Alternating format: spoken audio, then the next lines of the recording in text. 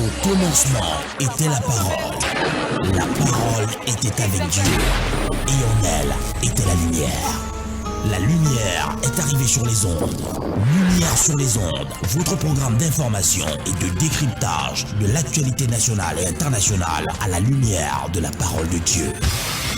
Musique, talk show, agenda et Bible Games. Lumière sur les ondes, une heure d'analyse des problèmes sociopolitiques, religieux, culturels et économiques par l'éclairage des Saintes Écritures. Tous les vendredis 18h30, 19h30, retrouvez Franck Stéphane Mauvois et Charlie Bacody sur les ondes de Radio Bonne Nouvelle 99.6 FM. Lumière sur les ondes. Le Christ s'invite au débat radiophonique. To give you everything we are. Jésus, viens. Nous avons besoin de toi. Alléluia. Jésus, viens. Jésus, viens.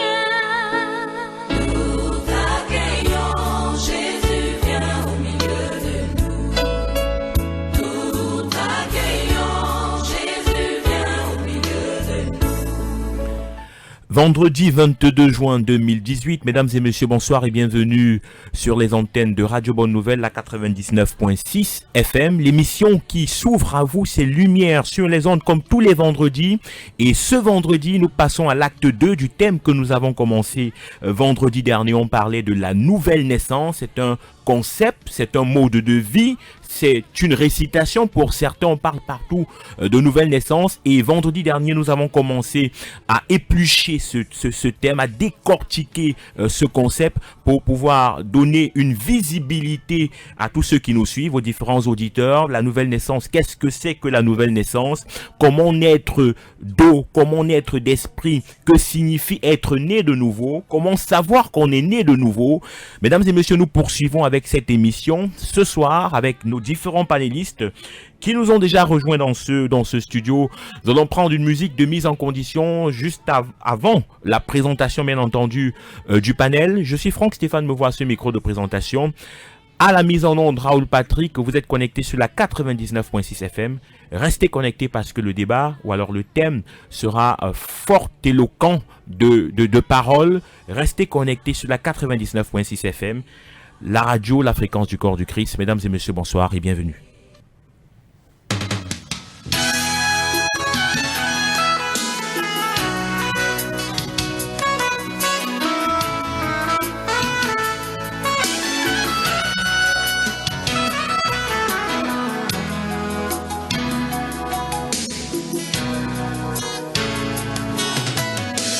Je n'ai jamais vu un homme qui passe près de la croix et reste le même. Quelque chose doit se passer dans son cœur.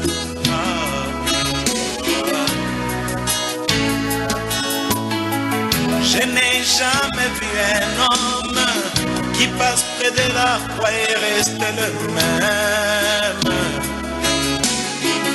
Quelque chose doit se passer dans son cœur.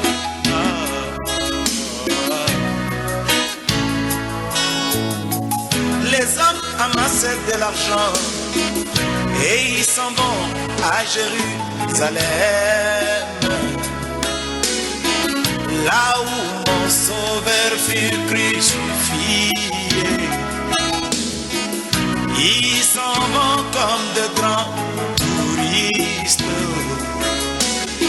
mais ils rentrent toujours de pécheurs.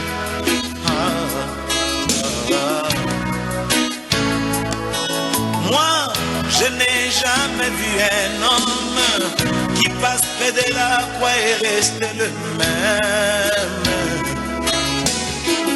Quelque chose doit se passer dans son cœur.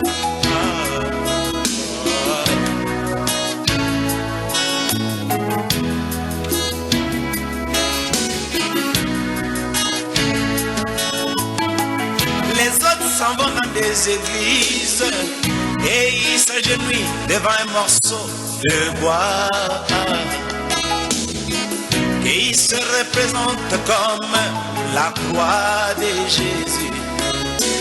Mais il rentre toujours de pécheur. Mais où est la croix? Moi, je n'ai jamais vu un homme qui passe près de la croix et reste le même. Quelque chose doit se passer dans son cœur.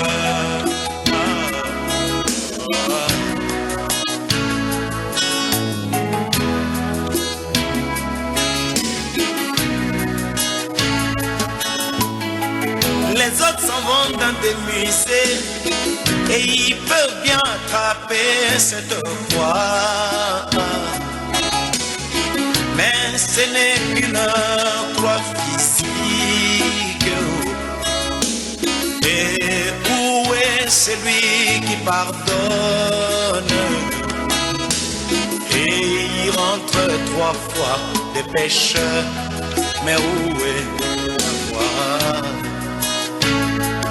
Oh, moi, je n'ai jamais vu un homme qui passe près de la croix et reste le même. Quelque chose doit se passer dans son cœur.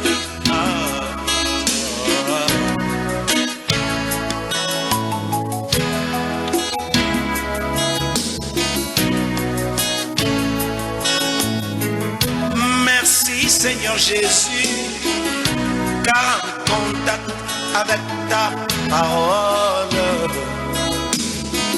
moi j'ai bien trouvé cette croix.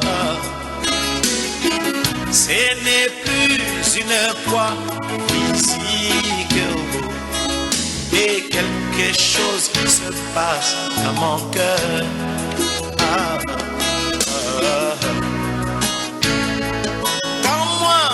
Je n'ai jamais vu un homme qui passe près de la croix et reste le même. Quelque chose se passe dans mon cœur.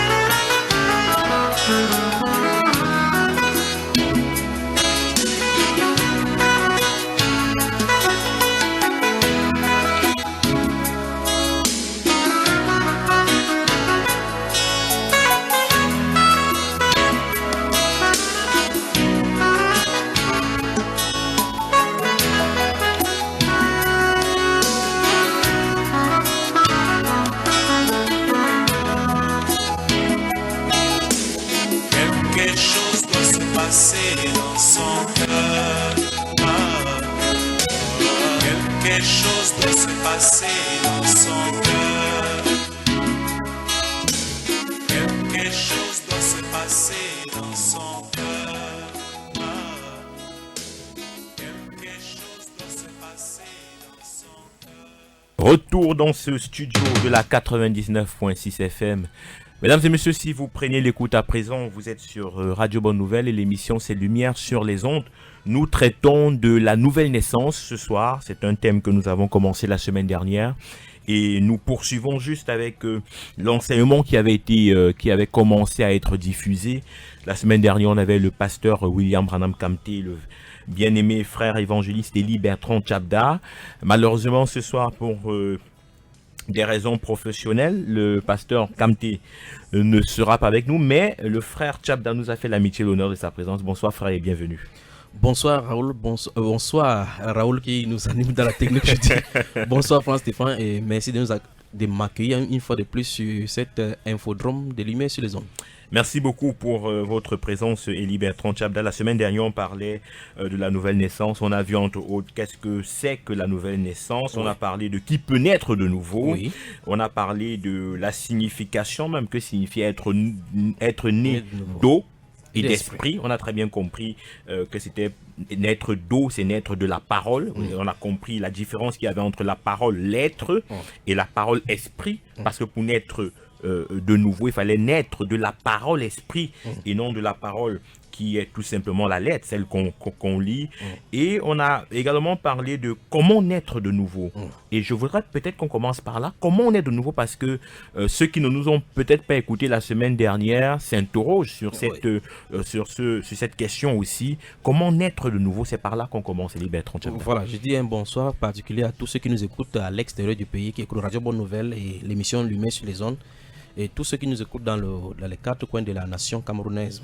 Alors, la semaine dernière, nous avons étayé ce point-ci et nous avons signifié d'abord que la nouvelle naissance n'est pas une affaire humaine. Et dans tous les versets que nous lisons dans la Bible dont on parle de la nouvelle naissance, nous voyons dans Jean chapitre 1 particulièrement et chapitre 3 où le Seigneur Jésus-Christ a bien expliqué la chose. Il a dit clairement à Nicodème qu'il faut que vous naissiez de nouveau. Nicodème étant étonné, étant un docteur, lui a signifié comment faire pour naître de nouveau justement. Il a dit ce qui est né de la chair est chair. Déjà que la naissance physique elle-même, n'est pas l'apanage des êtres humains. Tout ce que nous faisons, c'est nous laissons que l'être puisse sortir. L'être puisse entrer, l'être puisse sortir. Et là, nous voyons effectivement que c'est Dieu qui utilise chacun. Et la femme et l'homme, dirige le spermatozoïde, dirige la gamète, la gamète femelle et la gestation, tout, c'est sous le contrôle du Seigneur. Les liquides amniotiques qui se trouvent là-bas, la dentée utérine, tout ce qui est formé là-bas, c'est le Seigneur qui dirige. Maintenant, nous voyons de la même façon pour le cadre spirituel, puisque c'est un type de naissance spirituelle.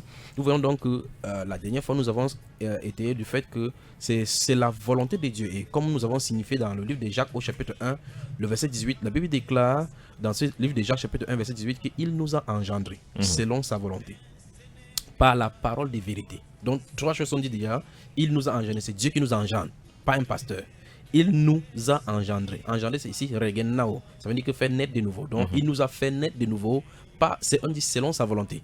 Donc, c'est de la volonté de Dieu que qu'un être humain naît sur la terre. Puis, on dit le moyen par lequel il nous fait naître de nouveau, par la parole de vérité. Et il dit afin que nous soyons en quelque sorte les prémices de ces créatures. Donc, d'ici, nous voyons, et depuis le livre de Jean, au chapitre 1, verset 11, il est dit qu'elle est venue chez les siens et les siens ne l'ont point reçu, mais à tous ceux qui l'ont reçu, la parole.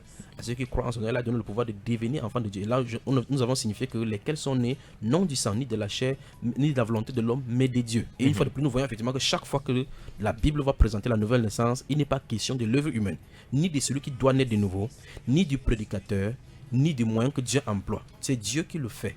Alors, à la réponse, comment naître de nouveau, ce n'est pas par la volonté d'un homme. Ce n'est pas la volonté d'un homme. Ce n'est pas par ce que je veux naître de nouveau. Mais c'est Dieu qui fait naître de nouveau. C'est vrai, on dit effectivement, et là nous commençons à pointer du doigt certaines choses qui peuvent faire fâcher des pasteurs à la maison, mais c'est la vérité. Vous allez remarquer qu'il y a certaines personnes qui viennent pour peut-être avoir un besoin de réconfort spirituel. Et le pasteur là, va le poser tout naturellement la question: as-tu déjà donné ta vie à Jésus?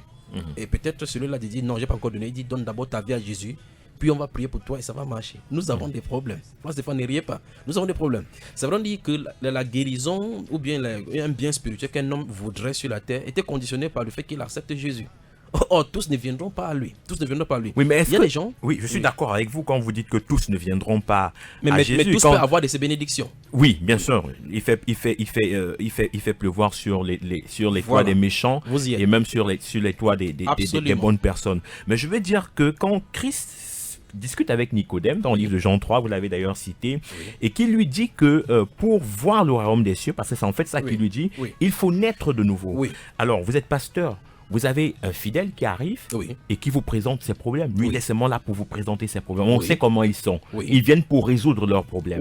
Est-ce qu'il n'est pas bon aussi, vous, en tant que pasteur, co-héritier de Jésus-Christ, c'est-à-dire que vous avez eu le mandat aujourd'hui, ce n'est plus Christ, mais c'est vous aujourd'hui, au nom de Jésus, n'est-il pas bon de lui dire: mes frères, c'est vrai que tu as des problèmes, mais il est important qu'il y ait la nouvelle naissance, parce que c'est ça qui te fait, en fait, gagner une place dans le ciel. Stéphane, si vous visitez les hôpitaux, si vous avez la grâce de visiter les hôpitaux, ceux qui sont malades, proposez le remède de la souris qui fait tuer la souris, que ceci va guérir, il va accepter. Tout à fait, parce qu'il veut guérir. Absolument. Proposez la Bible. C'est pour ça que vous pouvez aller au chevet de quelqu'un. Oui, vous y trouvez en même temps les amulettes, les croix dites chrétiens, la Bible et en même temps les herbes qui viennent du village. Parce que cette personne-là cherche la solution à son problème.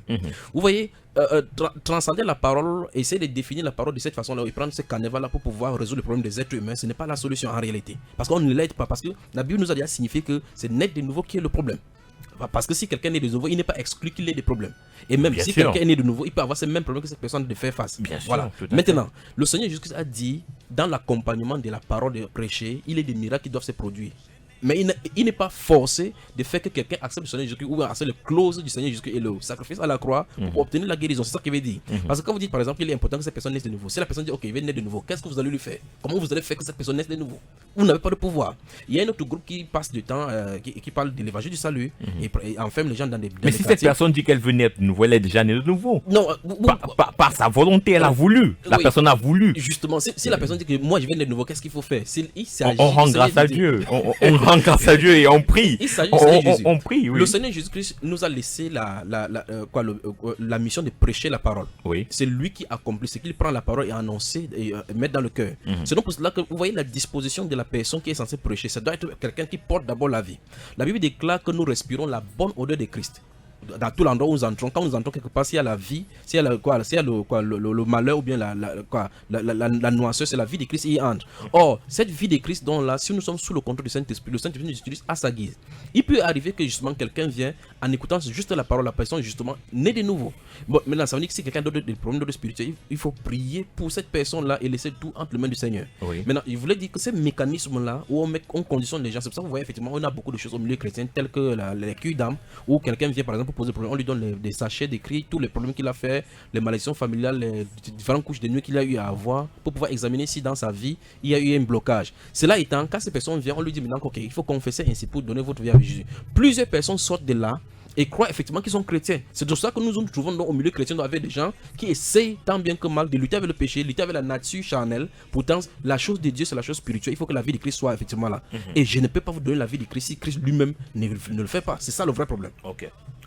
Alors, on a très bien compris. Et la semaine dernière aussi, on essayait de voir, parce qu'on voit quand même que la nouvelle naissance, Jean 1, oui. La lumière est venue parmi les siens, elle ne l'a pas reçue. Jean 3, Jésus-Christ avec Nicodème. Mais est-ce que dans l'ancienne alliance, oui. Là je veux parler du type, oui. Est-ce qu'il y avait des images de la nouvelle naissance qu'on retrouve dans ce livre de Jean que je viens de citer? Voilà. Une fois de plus, si nous touchons l'Ancien Testament, depuis le premier appelé, parce que la Bible parle, si nous lisons le livre des Galates chapitre 3, nous voyons que Abraham est le père des croyants. Or, dans Jean chapitre 1 que vous avez cité, dit clairement à ceux qui l'ont reçu, à ceux qui croient en son nom. Donc, recevoir la parole, c'est croire au nom du Seigneur Jésus. Or, maintenant, la Bible nous place dans le cas des fils d'Abraham. C'est-à-dire que si vous êtes vous avez Christ, vous êtes co-héritier avec Christ et puis vous êtes fils d'Abraham, héritier selon la promesse. Oui. C'est vrai que depuis l'Ancien Testament, la manière de sauver de Dieu n'a pas changé. Il faut croire. Maintenant, regardez bien une fois de plus, lorsque nous voyons ce type-là de l'Ancien Testament, nous voyons une fois de plus la volonté de Dieu. Abraham, notre père dans la foi, c'est quelqu'un qui habite dans une maison d'idolâtrie. Son père Térak, dans le livre de Josué chapitre 24, dit clairement que Térak servait des idoles.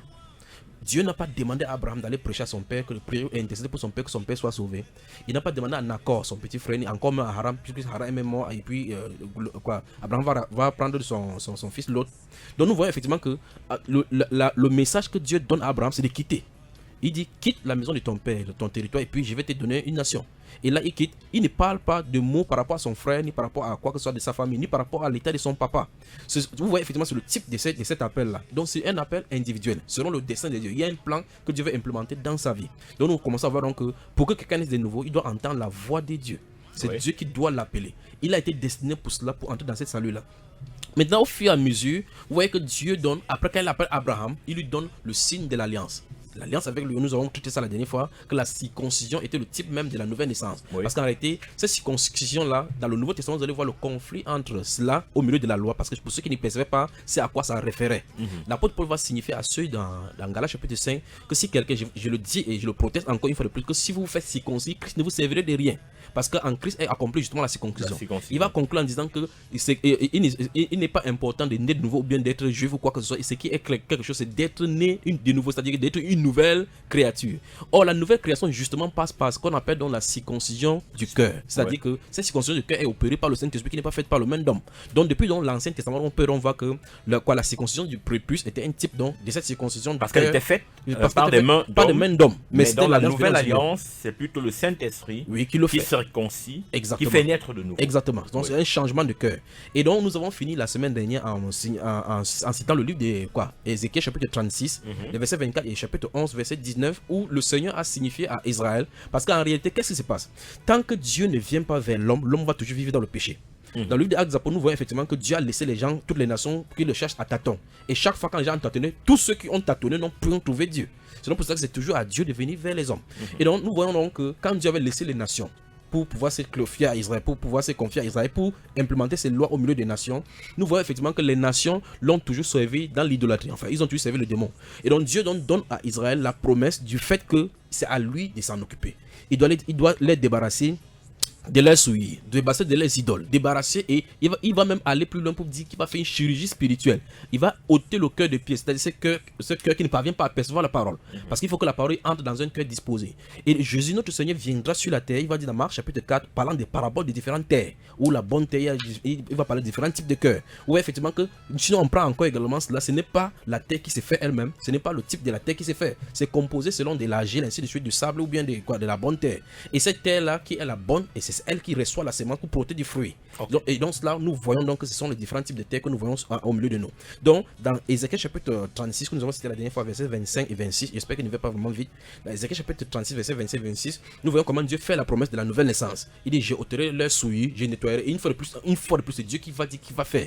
Or il dit cette promesse-ci alors que les Juifs sont dans la captivité. Il dit cette promesse alors qu'ils sont dans la désobéissance. Donc c'est au moment de la désobéissance, Dieu montre clairement que, et l'apôtre Paul le signifie dans le livre des Romains chapitre 11, que Dieu a tout renfermé dans tous ceux qui sont, que ce soit les Juifs, les gentils, il les a tous renfermés dans la désobéissance pour faire miséricorde à qui il veut. Et donc il ne se répand pas donc de ce don et de son appel. Donc ça veut dire que c'est selon la souveraineté de Dieu, depuis l'Ancien Testament, qu'il a montré qu'on doit naître de nouveau. Vous écoutez Radio Bonne Nouvelle, l'émission c'est Lumière sur les ondes, et le thème que nous traitons ce soir, c'est la nouvelle naissance. Voilà, vous pourriez participer à partir de 19h à l'émission en appelant au 697 58 90 61, le 697 58 90 61, ou au 652 11 57 97, 652 11 57 97.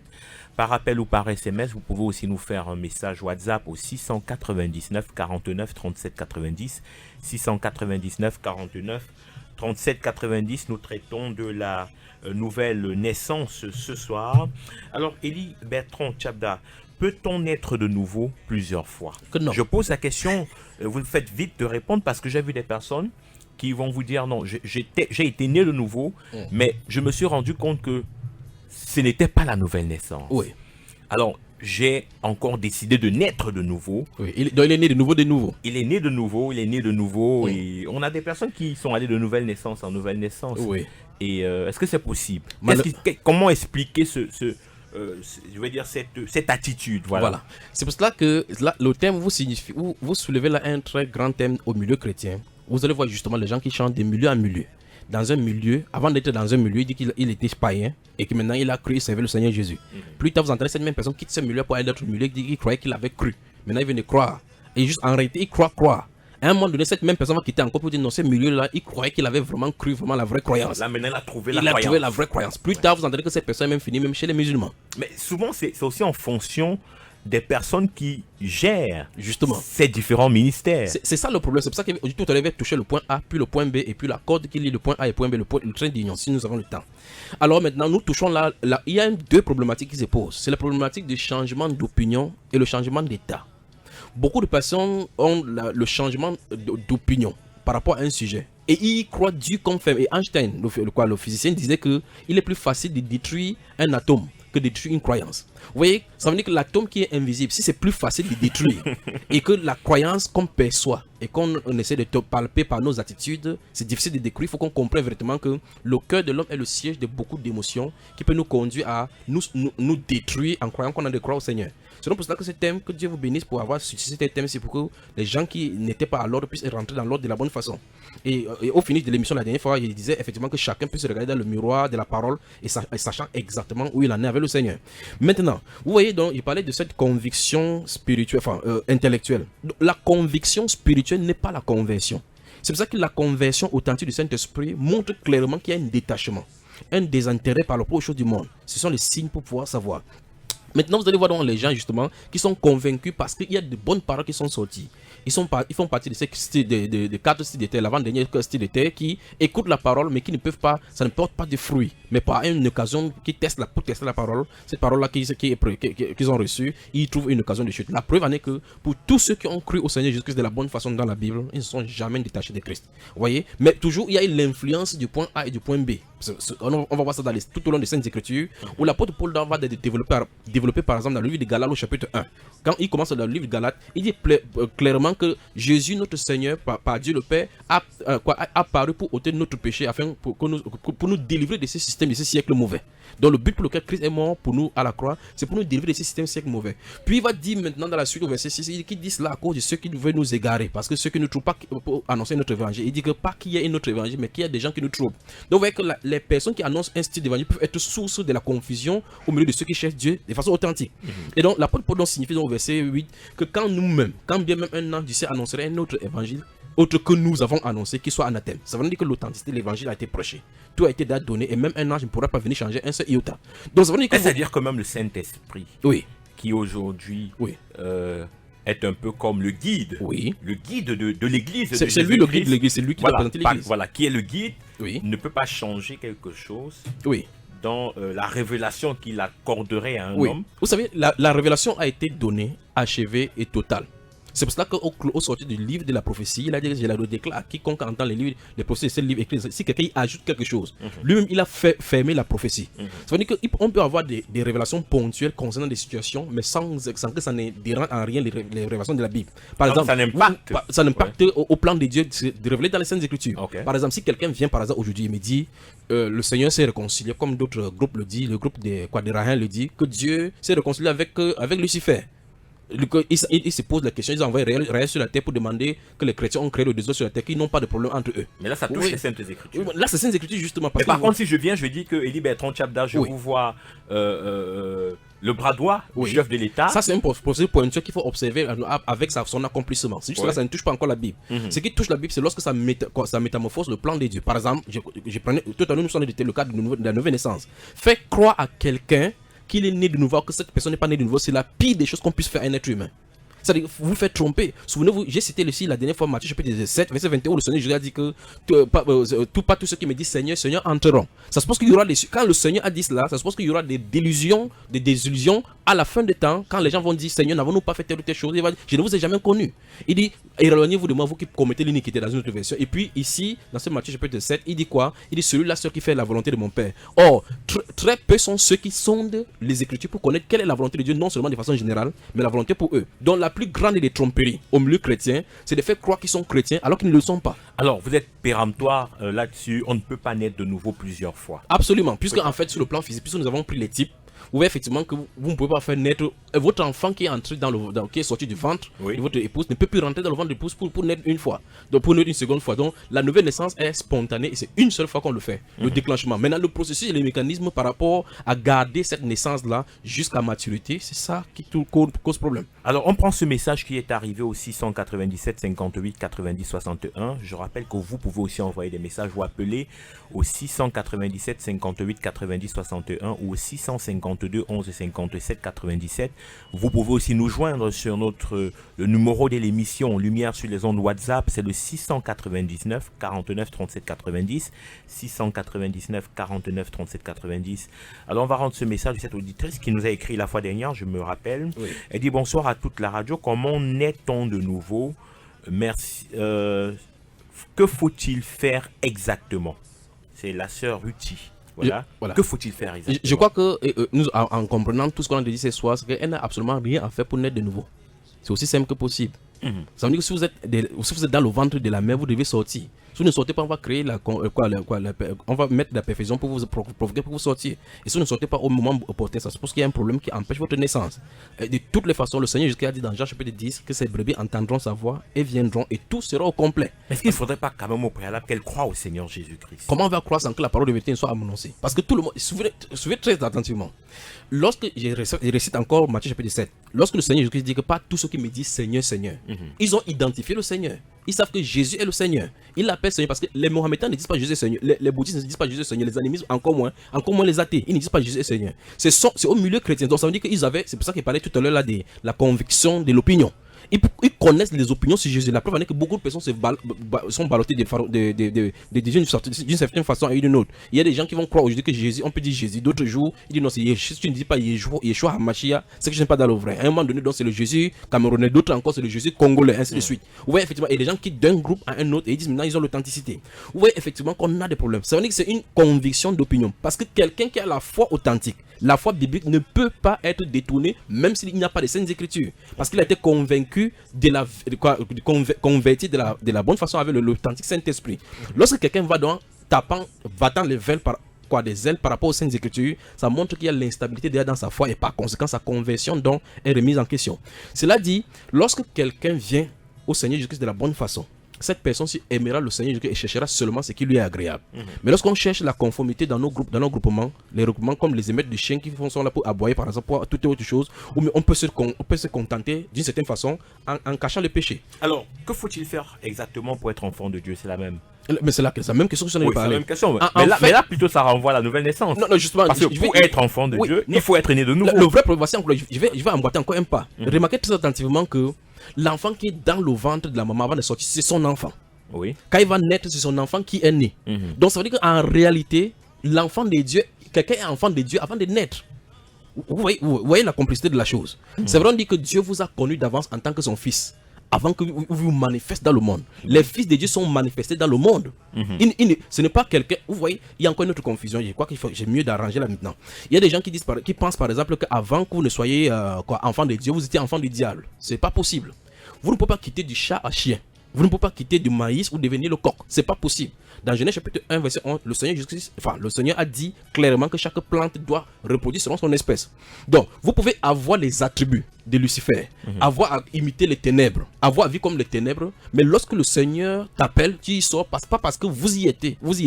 C'est que la sémence qui a été mise en vous, c'est une autre sémence, mais vous avez été perverti, comme il y a eu ce mélange-là. Okay. Donc, j'aimerais bien que ce soit clair. Okay. La Bible déclare dans Ephésiens chapitre 2, par exemple, qu'autrefois vous étiez ténèbres. Et l'apôtre Paul s'inclut lui-même en disant que nous étions tous de leur nombre. Vous voyez? Mais quand il dit nous étions tous de leur nombre, ça c'est dans l'agissement de sa fonction. Mais souvenez-vous que dans Galates, il a dit mais lorsqu'il plut à celui qui m'avait mis à part dès le sein maternel, il avait mis à part dans le sein maternel de faire quelque chose, mais en grandissant, il a été perverti par le système du ciel. Il a crucifié les chrétiens. Oui, il a persécuté, ne sachant pas qu'il est dans la même mission. Mais la Bible dit quand même que dès le ventre de sa mère, il avait été mis à part. Oui, il ne sait pas ce qu'on connaît. Je veux le dire ainsi, qu'il commette un certain nombre de choses. Des choses pour pouvoir comprendre la chose dans son plan. Donc vous voyez, avec cet exemple de l'apôtre Paul, je crois que ça devait être clair. C'est vraiment que quelqu'un est mis à part d'abord, puis dans notre style de vie, c'est pour ça que nous avons besoin du sauveur. Nous comprenons effectivement pourquoi on doit être racheté. Et même si les chrétiens comprennent effectivement les terminologies bibliques, lorsqu'on parle de racheter, quand on parle de racheter, ce sont des gens qui appartiennent. Si par exemple, vous disiez que vous voulez racheter votre voiture, ça suppose que c'était d'abord votre voiture. Par suite des manigances, peut-être vous avez joué à la loterie, vous n'avez pas pu, comme vous aimez le match, vous avez mis des paris et puis vous avez, comme cette personne a mis le pari pour sa femme et on a hérité de sa femme. Donc vous pouvez voir, si vous allez récupérer son épouse par rapport à cette pari qu'il a perdu, il doit racheter sa femme. Vous feriez cela, Elie Bertrand Je ne le ferai jamais. Vous mettriez Grace Chapda en Paris pour un match de football. Ne me faites pas parler, Stéphane. Bon, là, la Bible déclare que je dois défendre jusqu'à donner ma vie pour elle, comme Christ l'a fait. Voilà. C'est pour défendre, détendre la oui. Donc, je suis en train de dire donc, vous voyez, effectivement, si on ne comprend pas bien toutes ces choses-là, les terminologies bibliques, de la façon, avec le langage biblique, donnent la compréhension. Quand le Seigneur Jésus dit dans Luc chapitre 15, et parlant le fils prodigue, vous pouvez également voir cela, que le fils prodigue, celui qui revient à la maison, était d'abord le fils du monsieur. Il a quitté avec un mauvais comportement. Bien sûr. Et il doit revenir. Il avait été influencé par une mauvaise semence. Voilà, une mauvaise il allait semence. dans le monde, Exact. il a vécu dans le monde, Oui. et après il s'est rendu compte qu'il fallait qu'il revienne. Vous voyez cet instant, on dit rentrant en lui-même, dans Oui. le moment de la repentance. Ah Quand oui. il se tourne, il retourne à la maison. Il retourne à la maison. Ok. Il a une maison, il doit y retourner. Alors, mais là, vous dites quand même quelque chose de très important. Oui, Et peut-être ça entre dans... Parce que là, on est vraiment en train de décortiquer, ça me plaît. oui, Ça entre même dans ce qu'on a... Vous avez dit le moment de repentance. oui. Est-ce que ce moment n'est pas capital pour un retour au Père? Oui. Ça veut dire qu'une prise de conscience naturelle. Oui. Ça peut être que vous avez écouté un message Oui. de quelqu'un qui prêchait Oui. la parole, Oui. l'esprit, Oui. et dans votre cœur, vous dites, mais attends, qu'est-ce que je fais depuis? C'est Pourquoi je me exactement- comporte comme ça depuis?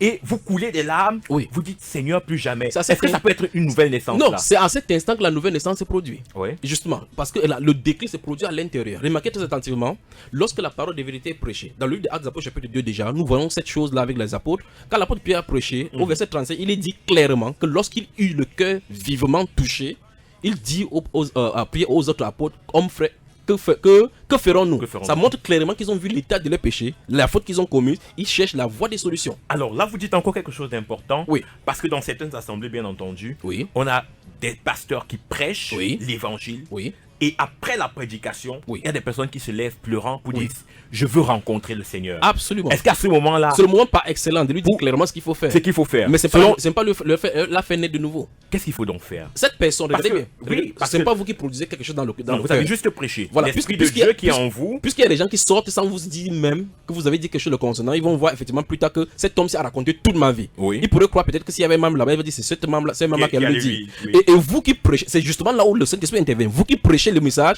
vous ne savez pas que vous allez diriger le message dans le cœur de quelqu'un. C'est ça qui vous fait effectivement que c'est le Saint-Esprit qui allait le prêcher. Maintenant, quand cette personne s'y fait de cette façon, Il se rapproche de vous. et rapproche de vous. Par exemple, publiquement, pour Oui. dire, homme de Dieu, ce que tu as dit vraiment, c'est ma vie. C'est ma vie comme Je ça. veux, qu'il faut je se veux faire. changer de vie. Oui. Est-ce qu'à ce moment, c'est pas la nouvelle naissance? Non, Qu'est-ce qu'il faut? cette personne-là, ce que la personne a cru au Seigneur, il est né de Dieu. D'accord? Maintenant, il y a donc les actes qui doivent suivre. C'est donc l'apôtre Pierre dit que repentez-vous et que chacun de vous soit baptisé au nom du Seigneur Jésus-Christ pour le pardon de vos péchés et vous recevrez le don du Saint-Esprit. Vous voyez? Et puis il dit la promesse, la Bible déclare que ceux qui acceptaient sa parole furent baptisés. Donc ça veut dire qu'il y a des gens qui ont refusé. Et on dit en ce jour-là, en ce même jour, le nombre des disciples augmenta d'environ 3000 âmes. Ça veut dire que toutes ces personnes ont été nées de nouveau, incorporées désormais au corps de Dieu par une seule prédication. Dans le chapitre 13 tout à l'heure par exemple, dans le chapitre 13, l'apôtre Paul va prêcher chez les Juifs. Quand il va prêcher chez les Juifs, qu'est-ce qui va arriver? La Bible déclare que les Juifs vont essayer de créer des problèmes à l'apôtre Paul et à Barnabas. Il va dire que puisque vous vous jugez vous-même indigne de la vie éternelle, nous nous tournons vraiment vers les païens, car ainsi nous a parlé le Seigneur, je t'ai établi comme lumière pour les nations, ainsi de suite. La Bible déclare, et c'est là où c'est important, la Bible déclare que lorsque les païens entendent cela, lorsque les païens, ils se réjouissaient, ils crurent au Seigneur. Et ceux qui, non, la Bible déclare que ceux qui étaient destinés à la vie éternelle crurent. Ça veut dire même parmi tous les païens. Comme ils avaient entendu le message, Il y avait tous- certains encore. il y avait certains. Or, l'apôtre Paul dit dans Romains chapitre 1, verset 4, que Dieu lui a donné la grâce de cet apostolat pour amener par la foi tous ceux à la foi tous les païens. Or, ce n'est pas tous les païens dont il est question, il parle de tout le groupe qui est dans le païen, parmi les païens. Dans Romains chapitre 11, verset 25, il est dit là-bas que je vais vous dire un mystère, frère, afin que nous regardions pour comme ça, c'est qu'une partie d'Israël est tombée dans l'endurcissement jusqu'à ce que la totalité des païens soit sauvée. Vous voyez, jusqu'à ce que la totalité des païens soit sauvée. Donc, il y a un nombre au milieu de païens qui sont censés être sauvés, et puis le libérateur va venir pour le cas de Sion. Alors, est-ce qu'un enfant de Dieu, Oui. un né de nouveau, Oui. peut pécher? Frère Stéphane, vous attaquez la guerre là maintenant. C'est plein dans les Saintes Écritures. Vous voyez, si vous lisez la Bible, c'est l'objet même des Saintes Écritures. Le Seigneur Jésus-Christ a dit dans la Grande Commission, Matthieu chapitre 28, verset 19 et suivant, il a dit, faites des disciples, puis dit, enseignez-leur à observer. Vous voyez, ils doivent d'abord être disciples, puis l'enseignement doit être là pour leur permettre de grandir. Eux, ils n'avaient pas, les disciples, les apôtres étaient physiquement là, ils n'avaient pas encore les écrits comme nous avons aujourd'hui. Nous avons les écrits parce que nous pouvons nous baser sur les écrits pour pouvoir poser certains actes. Eux, ils devraient entendre de bouche à oreille et se les relayer comme ça. Maintenant, le Seigneur qui dit, faites des disciples et enseignez à observer tout ce que je vous ai dit. Et il dit, je suis avec vous dans cette œuvre-là. Maintenant, pour faire des disciples, on le fait en prêchant la Sainte Écriture. Pour ce qui est d'enseigner à observer, il faut leur dire ce que Dieu a dit. Or, l'apôtre Paul, dans 1 Corinthiens dans 1 Thessaloniciens chapitre 4, verset 3 et suivant, il dit que ce que Dieu veut, c'est votre sanctification. Il vient de donner la volonté de Dieu. C'est que vous vous abstenez de l'impurité. C'est que chacun de vous sache poser son corps dans la sainteté sans vous livrer à une convoitise passionnelle. Là, il ne parle pas aux païens. Vous voyez cela? Ça, c'est l'enseignement au milieu chrétien. Il dit que c'est que chacun de vous sache posséder son corps dans la sainteté et l'honnêteté sans vous livrer à une convoitise passionnée comme font les païens. Donc ici, il vient de séparer justement les païens de l'attitude chrétienne. Oui. Dans Ephésiens chapitre 4, verset 17, il dit voici ce que je vous recommande dans le Seigneur. Il se trouve dans le Seigneur. Vous ne devez plus marcher comme les païens qui marchent d'après la vanité de leurs pensées. Ils ont l'intelligence obscurcie à cause de l'ignorance qui est en eux. Et au verset 29 et suivant, il va dire que ce qu'on ne met pas en colère, que la colère, le Seigneur ne se couche pas sur notre colère, que celui qui vole ne vole plus. Or, il ne peut pas dire cela aux païens. Parce que si, quand bien même si vous êtes au milieu des païens, si vous vous abstenez de voler, abstenez de commettre l'adultère ou quoi que ce soit, ça ne vous sauvera pas de toute façon. Ouais. Parce qu'on n'est pas sauvé par les œuvres. Ceux-ci sont sauvés, mais maintenant, comme ils sont sauvés, ils doivent pratiquer les œuvres de justice pour montrer qu'ils ont été justifiés. Parce que vous ne pouvez pas être condamné pour un acte et on vous libère en prison, vous sortez, vous faites le même acte. Ça, c'est un problème. Donc, au milieu chrétien, nous voyons ces choses-là. L'apôtre Paul, dans le livre des Galates, nous allons voir effectivement cette influence. Parce que tout à l'heure, j'ai dit qu'il y a un point A, un point B, puis l'influence. Il y a d'une part le fait que les chrétiens ne sont pas arrivés à maturité. D'autre part, la source des faux enseignants au milieu chrétien. C'est-à-dire que la Bible a prophétisé là que plusieurs faux docteurs vont venir avec des choses, ils vont entraîner les gens avec eux. Maintenant, quand ces faux docteurs sont donnés, quand les vrais disciples, les authentiques sont également là, c'est pour pousser les gens à la maturité. Dans Ephésiens chapitre 4, donc, verset 11 et suivant, il dit qu'il a fait les hommes comme apôtres, prophètes, évangélistes et surtout pour le perfectionnement. Vous voyez, pour perfectionner le saint. Or, remarquez très attentivement encore le mot. On ne perfectionne pas le non-croyant. L'enseignement biblique n'est pas fait pour le non-croyant. Vous voyez que c'est un problème d'inviter les gens au milieu chrétien. Ils vont venir s'endurcir.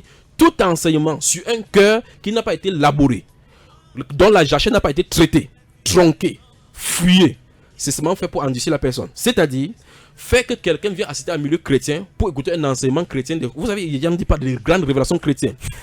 Vous ne pouvez pas aller apprendre l'algèbre non commutative à un enfant de l'école primaire sans qu'il ne connaisse pas justement la loi sur les multiplications. Paul s'en était rendu compte quand il disait que je vous ai donné du lait, absolument. Vous voyez, ça veut dire que s'il a donné justement cette nourriture solide-là, ça devait lui faire du mal. Parce qu'en fait, dans cet état de l'église, effectivement, on voit effectivement comment les Corinthiens commencent à parler de l'apartheid au milieu de l'assemblée. Dans Actes des Apôtres, ça s'est produit. Vous posez la question, est-ce que le nez de nos petits péchés? Regardons à la naissance de l'église. À la naissance de l'église, nous allons voir l'église naît au chapitre 2. Puis au chapitre 4, on commence à voir quelque chose au milieu de l'église. La spontanéité de la vie de l'église, de cette communion fraternelle au milieu de l'amour, les gens qui vendent leur maison et vivent ensemble. Et subitement, vous allez voir au chapitre 5, un monsieur, Ananias et Saphira, qui va entrer avec une mauvaise chose. Et le Saint-Esprit va dire clairement que c'est pas aux hommes que tu as menti. Vous voyez, le mensonge. Satan a rempli son cœur au point où il mente au Saint-Esprit. Donc Dieu ne tolère pas le mensonge. Quand il a expiré, sa femme a expiré, la crainte s'est emparée. Ça, ce n'était pas des païens, c'était des croyants. Au chapitre 6, à partir du verset 1, la Bible déclare que lorsque, comme le nombre de disciples augmenta alla de façon croissante, les hellénistes, les femmes, les hellénistes commencent à murmurer contre les Hébreux par rapport à la distribution des repas qui se faisaient chaque jour par rapport à leurs veuves. Donc nous avons d'un côté les hellénistes, c'est-à-dire que les Grecs qui étaient convertis, de l'autre côté les Hébreux qui se croyaient authentiques, et puisque le salut vient des Juifs, se croyaient authentiques. Et là, les murmures ont commencé. Ici, maintenant, précédemment, dans le livre des chapitres 5, c'était le mensonge. Oui. Ici, nous trouvons donc les murmures. Lorsque cela s'est passé, la Bible déclare que les apôtres ont convoqué la multitude. Cette murmure-ci, c'est identique aux murmures qui se passent hors de cadre chrétien. Nous voyons donc la sémence du mensonge au milieu chrétien, la sémence du murmure au milieu chrétien. Mais la façon de résoudre ceci est divine. Vous voyez effectivement qu'il va dire choisissez parmi vous 7 hommes de qui ont rendu bon témoignage, qui sont pleins de foi et d'esprit, pour qu'on puisse charger de cette chose-là, pour que nous appliquions à la prière. C'est la notion d'Isaac ici là maintenant. Et là, le Saint-Esprit va faire des temps. Les 7 personnes, Étienne, Procor, Nacor et tous les autres qui vont être nommés là-bas, sortent parmi les hellénistes. Donc pour pallier à une insuffisance au milieu chrétien, ils n'ont pas fait la démocratie, le faux de la démocratie en disant qu'on va choisir 3 pour les juifs et autres pour qu'il y ait l'équilibre. Le Saint-Esprit pouvoir en donnant pour éliminer cette murmure-là.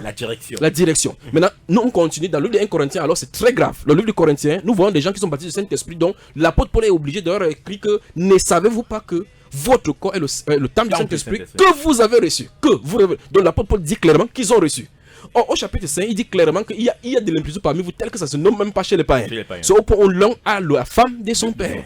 Quel est le problème? Parce qu'ils étaient chrétiens. Il faut rappeler qu'ils avaient reçu le Saint-Esprit. Le simple fait que l'apôtre Paul il péchait. Justement. Oui. C'est la réponse à votre question. Donc ça veut dire qu'un chrétien peut pécher. Non, j'arrive. Un né de nouveau peut pécher, justement. Mais il ne doit pas. J'arrive là. Vous voyez cette appellation avec ces mots peut, pouvoir et devoir. Oui. Donc vous voyez, dans la nature, la dernière fois j'ai expliqué la nouvelle naissance en commençant par la naissance naturelle. Vous ne pouvez pas empêcher à un enfant qui vient de naître de se salir les habits. Vous ne pouvez pas. Impossible. Vous voyez, quand un enfant naît, même dans le salissement de son habit, c'est dans le processus de sa marche.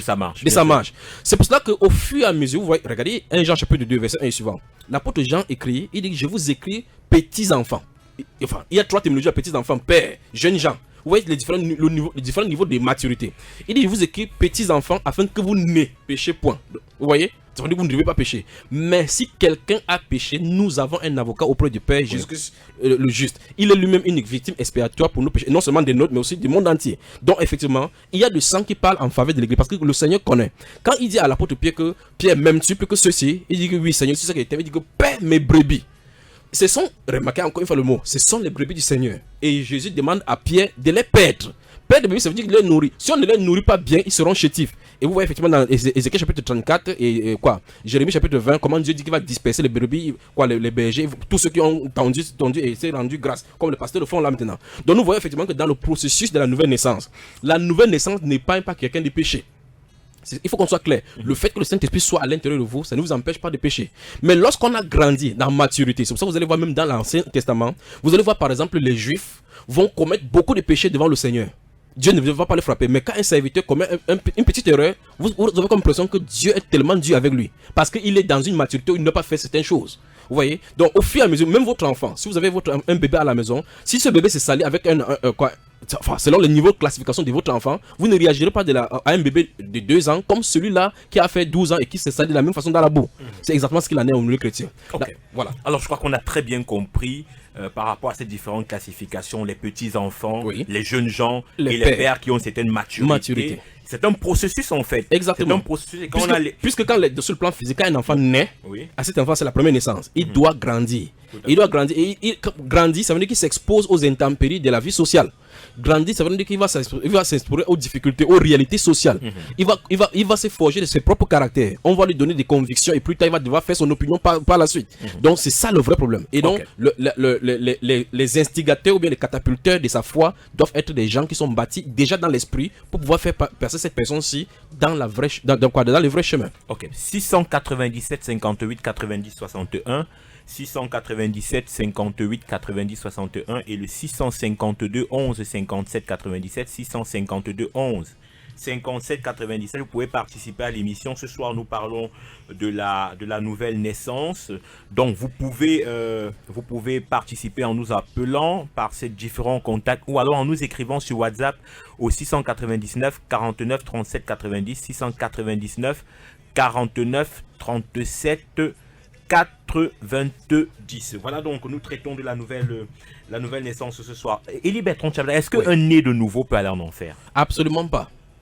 Remarquez expliquez-nous ça. Non, il faut que c'est les Saintes Écritures qui doivent régler le problème. Vous savez, il y a quand la secte des témoins de Jéhovah, quand ils veulent réfuter l'existence de l'enfer ou bien de lieu de feu, ils prennent le livre de Jérémie où le Seigneur avait dit, par exemple, dans la vallée des Hymnom, que Dieu n'avait pas prévu cela dans ses pensées. Or, là-bas, il est question du fait que les gens sacrifiaient leur fils par le feu. Or, tout au long de la Bible, le feu symbolise le jugement du Seigneur, le lieu de la destruction. Dans Apocalypse chapitre 20, le verset 10, la Bible déclare que le diable, quand il va sortir de sa prison de 1000 ans, il sera précipité justement dans ce feu-là, et où se trouve donc le faux prophète et la bête. Et là-bas, vous voyez effectivement que cette doctrine des témoins de Jéhovah, c'est vraiment de Lucifer. De la même façon que Satan ce n'est pas un être virtuel, c'est un être réel. De la même façon, le feu ne peut pas être virtuel. On ne peut pas prendre quelqu'un de réel pour mettre dans un truc virtuel. Donc c'est vraiment le feu. Puisque la Bible déclare que tous ceux qui, à l'issue du fait du jugement, tous ceux dont le nom ne fut pas trouvé dans le livre de vie furent jetés dans les temps Adam des feux. Et nous ne sommes pas des êtres virtuels, nous sommes des êtres humains. Maintenant, qu'est-ce que le Seigneur va dire lorsqu'il va au milieu de sa prédication de Jean chapitre 10 particulièrement et au chapitre 6, il a dit: je connais mes brebis. Le bon berger donne sa vie pour ses brebis. Il a dit, il a encore d'autres brebis qui ne sont pas de cette bergerie. Celles-là, il faut qu'il les amène. Et il prophétise. Elles entendront ma voix et elles viendront. Aucune personne, il dit que personne ne peut les ôter de la main de mon Père qui me les a donnés. Maintenant, au chapitre 6, verset 38, il va dire quelque chose de très intéressant. Il va dire: je suis descendu sur la terre pour faire non pas ma volonté, mais la volonté du Père. Et la volonté du Père, c'est que je ne perde aucune des brebis qu'il m'a données, mais que je les ressuscite au dernier jour. Oui. Par cette parole, le Seigneur Jésus-Christ nous dit clairement le pourquoi il est venu. Il dit qu'il est venu pour faire ramener à la maison les brebis qui appartiennent au Père. Et il dit que la volonté de Dieu, et vous savez très certainement que s'il y a quelqu'un qui doit accomplir la volonté de Dieu, c'est Jésus notre Seigneur. Dans le livre d'Hébreux chapitre 10, il dit que dans le rouleau des livres, il est question de lui pour venir faire sa volonté, parce qu'il n'a voulu ni sacrifice ni holocauste. Parce qu'on dit chose qu'on rend d'après la loi, parce que ce sacrifice ne pouvait pas rendre les gens parfaits. Maintenant, Christ vient avec son sang pour donner son sang pour rendre parfait l'œuvre de Dieu. Et sur la croix, quand il a crié, tout est accompli. ce que Dieu avait demandé pour pouvoir racheter ses enfants a été pourvu. Donc, comme le sang parfait de Christ Jésus a été versé, aucun de ses enfants ne peut s'égarer. C'est donc pour cela qu'il a dit tout est accompli. C'est-à-dire qu'il a ramené tous ceux dont-là qui devaient venir. Il a payé le prix ultime pour chacune de ces brebis. Maintenant, il dit, nulle personne ne peut les arracher de mes mains parce que le Père qui me les a donnés. Donc, Dieu les lui a donnés. Est plus grand que tout et personne ne les arracherait des mains de Père. Maintenant, dans le livre d'Éphésiens chapitre 2, c'est ça le vrai mystère dominant des Saintes Écritures. Dans le chapitre 2, je me sens vraiment bien dans ce studio maintenant. Je crois que c'est pas le studio, le studio qui me fait comme ça. Ouais. Alors, dans le livre d'Éphésiens chapitre 2, le verset 6, la Bible déclare que nous sommes ressuscités ensemble avec lui et nous sommes assis ensemble avec lui dans les lieux célestes. Ouais. C'est quand même curieux. Dans Colossiens chapitre 3, verset 1, il dit que affectionnez vos choses d'en haut. Et que si vous êtes ressuscité avec Christ, si vous êtes ressuscité, remarquez bien, on dit pour que vous soyez ressuscité. Il est dit si vous êtes ressuscité avec Christ, regardez, vous voyez cela, il dit que cherchez les choses en haut qui sont assis à droite du Père. Et lorsque Christ viendra, vous paraîtrez aussi avec lui dans la gloire. C'est quand même terrible. Donc, Christ en réalité a déjà accompli. Tous ceux qui doivent ressusciter ont déjà été. Sur le plan de l'espérance. Sur le plan spirituel. Eh bien, si c'est sur le plan spirituel, on attend seulement l'accomplissement. Puisque nous sommes sauvés en espérance. Et nous, vous devez croire que vous êtes sauvés. Alors, est-ce que ça veut dire parce que là, j'arrive, permettez-moi de chuter, puis je vous donne la parole. Oui. Ceci veut dire clairement quoi? C'est vrai, on dit que Christ, ayant accompli la chose, il y a maintenant sur le plan de la manifestation des choses qui sont censées arriver. C'est un peu comme le livre d'Apocalypse. Il a écrit des choses que nous ne voyons pas encore accomplies. Mais au moment venu, ça va se manifester. Au chapitre 11, il a parlé de 2 témoins qui seront là pour prêcher pendant 42 mois. Ils seront là le moment venu, exactement à l'heure que Dieu a prévu, selon ce plan-là. Si quelqu'un est là à un moment donné et que ça a été écrit, il va savoir que ça a été accompli. De la même façon, le livre de chacun de nos vies s'est écrit comme ça, mais c'est nous est caché. Et par conséquent, Christ est venu, il appelle aux gens ceux qui lui appartiennent pour qu'ils rentrent tout simplement à la maison. Alors, vous avez dit quelque chose et la sœur Émilie est en train de nous écrire, elle nous écoute quelque part dans que le Seigneur la bénisse. Ok, elle dit, selon les explications du frère Tchabda, on est enfant de Dieu par prédestination et non par naissance. En réalité, vous voyez, j'arrive, c'est vrai ce qu'il a dit, que je suis en train de dire, ça veut dire qu'il a de comprendre bien ce que je suis en train de dire. Oui. Vous savez, pour que vous naissiez de quelqu'un, vous devez avoir son ADN. C'est aussi le bon sens voudrait que vous sachiez cela. Regardez, ceux qu'il a connus d'avance, il les a aussi prédestinés à être semblables à l'image de son fils, afin que son fils soit le premier d'entre plusieurs frères. Ceux qu'il a connus d'avance. C'est le chapitre 8 du Romains, verset 28. Romains chapitre 8, verset 28. Ceux qu'il a connus d'avance. Dans le livre des Hébreux chapitre 2, c'est encore plus amusant. Le Seigneur dit, il se présente. Il dit que me voici, moi et les enfants que tu m'as donnés. Il dit c'est un produit à nos yeux. Il dit finalement, dans le livre des Hébreux chapitre 2, il dit mais voici avec les enfants que tu m'as donnés. Or, nous avons venu de lire dans le livre des gens que tous ceux que le Père m'a donné, je n'ai perdu aucun. Il a dit clairement dans Jean chapitre 17, il dit que je n'ai perdu aucune, sauf le fils de la perdition, afin que l'écriture s'accomplisse. Oui. Donc vous voyez effectivement, Jude ne pouvait pas se soustraire et s'ajouter au groupe. Alors pourquoi donc il dit encore à Nicodème qu'il faut que Nicodème naisse de nouveau? Non, en fait il n'a pas dit à Nicodème de façon spécifique. Le Seigneur n'annonce pas sa parole à quelqu'un de façon spécifique devant lui. Vous voyez cette façon de faire de la Bible, vous pouvez lire le livre de Ésaïe chapitre 7. Akaz va avoir en face de lui une situation de guerre. Et le prophète Isaïe sera devant lui pour dire demande pour toi un signe devant le Seigneur. Il dit je ne tenterai pas le Seigneur. Il dit ok, le Seigneur lui-même vous donnera un signe. Voici la Vierge enfantera. Le monsieur Akaz a une situation de guerre. On lui dit voici le signe pour la victoire. On lui dit que la Vierge sera enceinte. Là, cette femme va enfanter 800 ans plus tard. Akaz n'est pas sur la terre quand ce signe lui est donné. Donc ça veut dire que c'est pas Akaz qui a s'adresser. Il a de s'adresser à un peuple bien déterminé. Alors, par rapport au signe de la victoire finale pour aussi le peuple juif. Vous êtes en train de dire que Nicodème n'était qu'une image pour nous. Absolument. Si Nicodème n'était pas venu de la nuit, le Seigneur ne serait pas sorti. Un autre riche viendra un jour devant le Seigneur. Que faut-il faire pour avoir la vie éternelle? Jésus va lui donner quoi, les clauses pour avoir la vie éternelle. Quand cet homme-là va entendre les clauses, il va partir étant tout triste. Et le Seigneur Jésus va dire maintenant la prophétie maintenant sur les riches. La sœur insiste sur les questions qui nous ramènent sur la prédestination. Oui. Pourquoi Dieu créerait des hommes qu'il déciderait d'envoyer en enfer volontairement? Regardez, dans le livre qu'elle prenne bien sa Bible et qu'on commence à lire dans le livre de Romains chapitre 9, elle va arriver au moment donné où elle va se fâcher, puis se calmer doucement. Dans le livre de Malachie chapitre 1, le verset 1 et suivant, la Bible déclare, c'est Dieu qui pose la question au prophète Malachie. Il dit Ésaü et Jacob ne sont-ils pas frères? Mais cependant, j'ai aimé Jacob et j'ai haï Ésaü. Allez poser la question à Dieu pourquoi. L'apôtre Paul répond par le Saint-Esprit. Il dit que afin que le dessein d'élection de Dieu subsista sans dépendre des œuvres. Il fut dit à Rebecca, l'aîné sera sur les cieux plus grand, afin qu'un enfant ne vienne sur la terre, pour montrer effectivement que ce n'est pas par les œuvres. Et il conclut donc au verset 17, dont on va dire que vous me direz donc pourquoi donc blâme-t-il encore car qui est-ce qui se soustrait à sa volonté? Il dit, oh toi homme, qui es-tu plutôt pour contester avec Dieu? Le vase d'honneur, quoi, de terre pourrait-il dire à celui qui l'agile, celui qui fabrique l'argile, pourquoi m'as-tu fait ainsi? Donc en réalité, c'est comme quelqu'un, un berger qui a sa brebis, il peut décider d'égorger et manger, l'autre décider de tondre l'autre pour avoir de l'habit. La brebis ne pose pas de questions. Maintenant, puisque nous sommes des êtres qui raisonnons, vous entrez dans les Saintes Écritures, vous allez voir manifestement cela. Jésus, dans le livre des Jean, chapitre 10 que j'ai cité ici, il dit par exemple au groupe des Juifs qui étaient au-devant de lui, il dit que vous ne comprenez pas ma parole, ne croyez pas ma parole parce que vous n'êtes pas mes brebis. Mes brebis, elles entendent la voix. Ça veut dire que Dieu a mis les dispositions dans le cœur de ceux-là pour pouvoir recevoir. N'a-t-il pas dit à ses disciples que, parce que les disciples eux-mêmes sont venus, étant étonnés comme nous, on demandait au Seigneur Jésus pourquoi leur parles-tu en parabole? Il dit, il vous a été donné. C'est quand même terrible. Il dit, il vous a été donné de comprendre le mystère du royaume. Ça veut dire que ceux qui ne comprenaient pas le mystère du royaume, ils n'avaient pas fait quoi que ce soit pour ne pas comprendre le mystère du royaume. Ça ne leur a pas été donné. Il dit qu'il vous a été donné de comprendre le mystère du royaume, mais pour ceux du dehors, vous voyez ça, ceux du dehors, tout leur est dit en parabole. Donc ceux du dedans, ils ont une disposition, ils ont une dispositif spirituel pour appréhender les choses de Dieu. Alors, la sœur Ruti qui revient avec un message.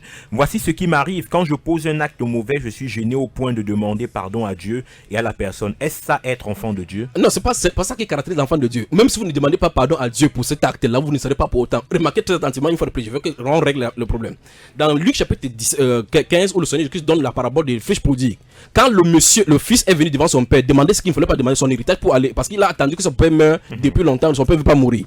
Quand il est venu demander son héritage, et il s'en est allé. Il est le fils de ces messieurs.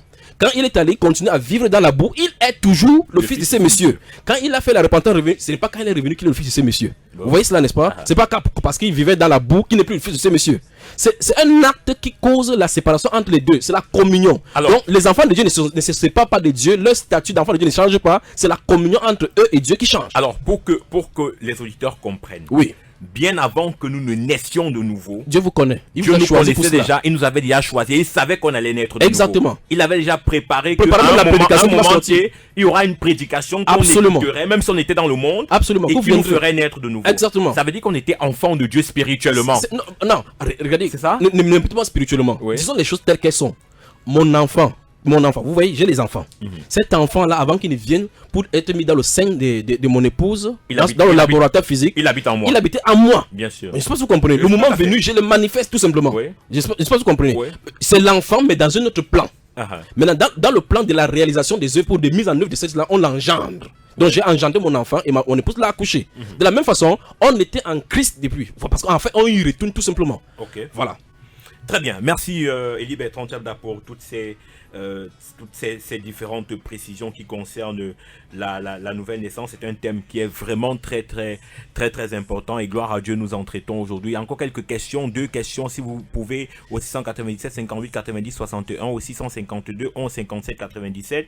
Il nous reste pratiquement 2 minutes pour cette émission. Alors, Élie Bertrand Tchabda, pourquoi certains nés de nouveau ne reflètent pas la vie de Dieu? Voilà.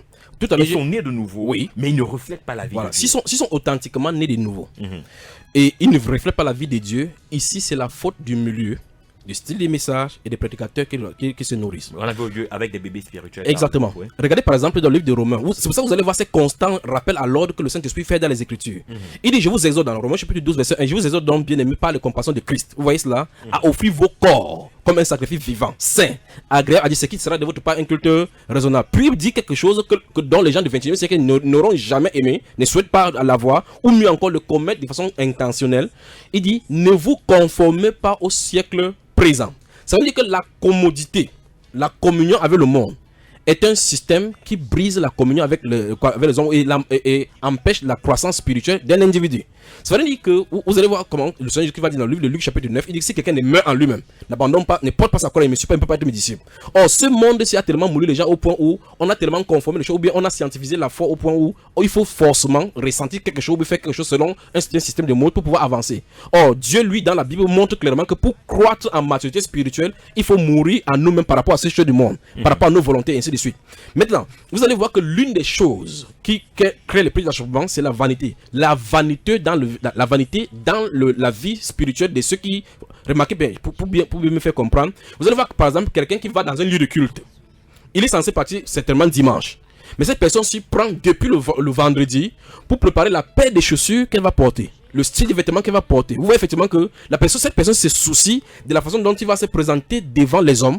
sans présenter leur âme devant le Seigneur. Or, l'âme qui est véritablement soucieuse du Seigneur doit rester dans la repentance pour préparer son cœur à la réception de ce qui est censé arriver là-bas. N'est-ce pas si vous me suivez? Tout à fait. Alors ça veut dire que finalement, le lieu des rassemblements chrétiens où on vient pour briser son âme, rendre grâce à Dieu et puis recevoir des bénédictions de Dieu devient plutôt des salles de spectacles et des manifestations de différents Dolce & Gabbana, Chanel Paris et tout le genre de senteurs de parfums que nous avons aujourd'hui. Ça c'est quoi? C'est la vanité. N'en parlons plus. Si vous voyez effectivement des chrétiens, frère Stéphane, laisse-moi parler maintenant.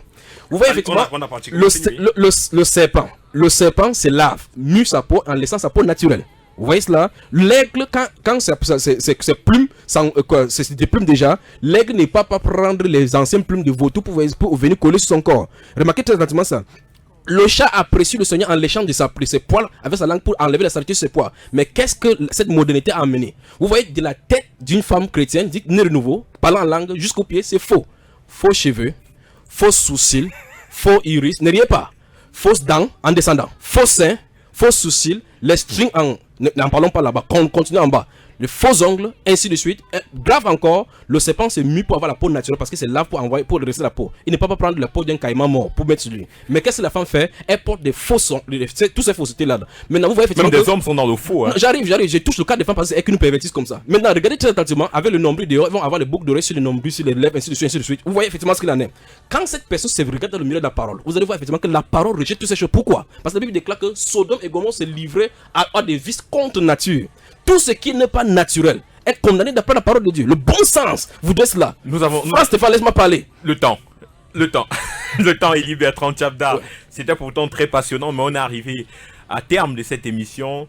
Élie Bertrand Tchabda, merci. Je crois que des émissions pareilles, on en refera. On en a déjà fait. Que le nom du Seigneur soit glorifié. On en refera. On a un thème en suspens quand même. Un thème qui doit également être levé dans ce studio. Oui, on garde le secret. On garde le secret pour cela. Vendredi prochain, mesdames et messieurs, soyez connectés à partir de 18h30. Ce sera avec plaisir qu'on vous recevra. Ce sera avec plaisir que vous écouterez l'émission. D'ici à là, que le Seigneur vous bénisse. Merci à Raoul Patrick. Merci à tous ceux qui ont écouté l'émission. Merci à Grace Tchabda. Merci à Émilie Djegan. Merci à la sœur qui nous a longtemps envoyé des messages, la sœur Ruchi. Donc, mesdames et messieurs, merci. Merci Élie Bertrand Tchabda. Soyez bénis, soyez en forme pour la prochaine fois. Plaise au Seigneur. Alors, bonsoir et à vendredi prochain.